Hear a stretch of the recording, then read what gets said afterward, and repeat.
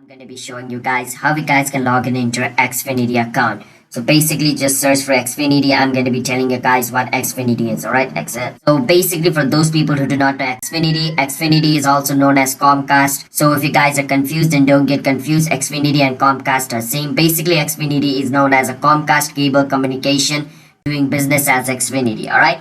And it's an American telecommunication company and division of Comcast Corporation, and it is used to market consumer cable television, internet, telephone, which means it provides you television service like those cable TV and internet service, telephone service, as well as wireless service. All right, so that's basically what Xfinity does. So let me show you guys how you guys can log in into your Xfinity account. First step, you want to search for Xfinity.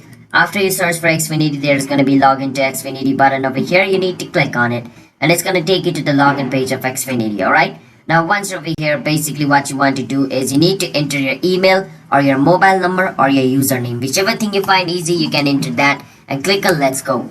Once you click on let's go, on the next step, it's going to ask you for the password of your account.